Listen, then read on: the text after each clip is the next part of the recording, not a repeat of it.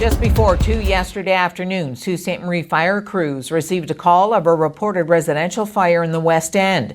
Crews responded to a fire in a single-family dwelling on Cathcart. The crews were able to contain the fire. Residents were also able to safely escape due to the early notification from working smoke alarms. There is damage to the dwelling, no word on how much at this point. The Red Cross attended the scene. There are no injuries to report. The union representing Ontario's high school teachers described an olive branch as a poison pill yesterday, saying the government only told half the story when it offered to partially walk back a proposed increase to class sizes.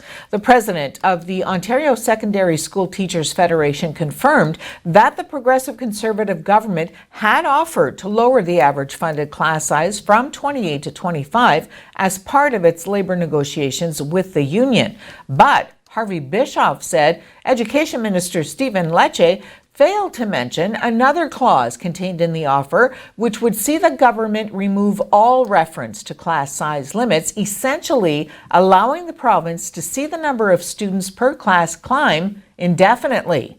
The move marked yet another reversal for the government of Premier Doug Ford, which has had to soften or reverse policy decisions on a wide variety of fronts since taking power last June.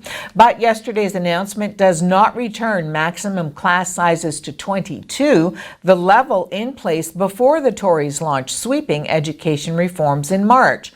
Lecce described the offer to set average class sizes at 25 as a gesture of good faith towards the OSSTF, one he said the union has spurned by pursuing measures that could put members in a legal strike position.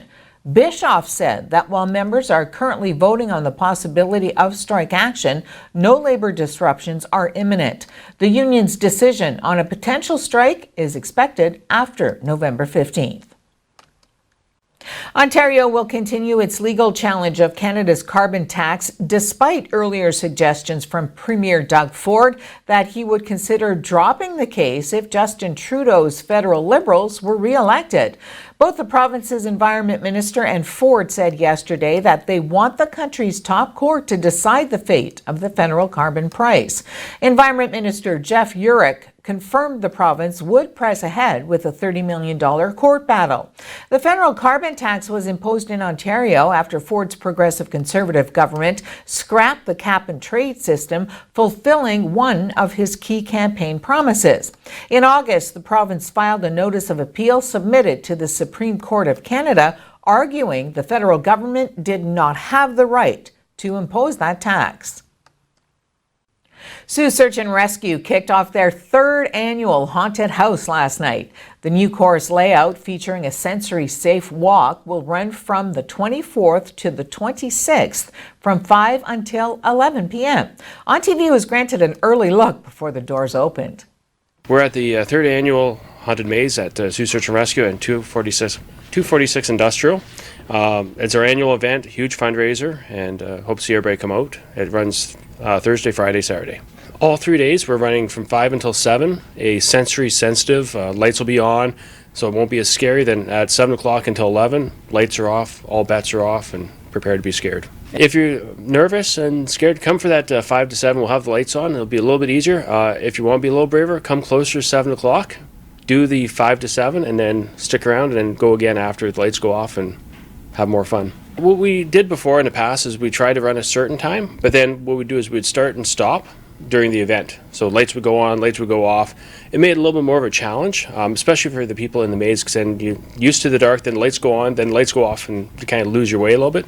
This way we've afforded 3 times, so every day, 5 to 7, 2 solid hours of a little more sensory sensitive. That's it. We had to drum up some business and get that going, but it's a good fundraiser. We need a lot of community support to have the doors open, and this definitely gets some dollars through that we need. 100% donation. Throw in what you can afford. Throw in what you think it's worth. Rather than saying a price, it makes it a little bit harder for some people. This way, if you come, just come out and have fun, and if you can support us, we appreciate it. With the ground search, there's actually no provincial funding. So everything that we operate for ground search has to come out of donations, community support. Everything's different. This is our third year. It's been different all 3 years. This year we went totally different. It's kind of theme-based. Welcome to your nightmare, and every little area has a different nightmare to scare you. If you go on our Facebook page and links you to our website, there's PayPal. We accept donations that way. Other ways, drop by the building. We have a mailbox up front. Give us a call if you want to make a donation. We can meet up with you. Anyway, we'll find a way. The Sioux's Brad Jacobs used a 4-point end to down Calgary's Kevin Cooey 7-3 in late draw pool play yesterday at the Grand Slam of Curling's Masters tournament in North Bay.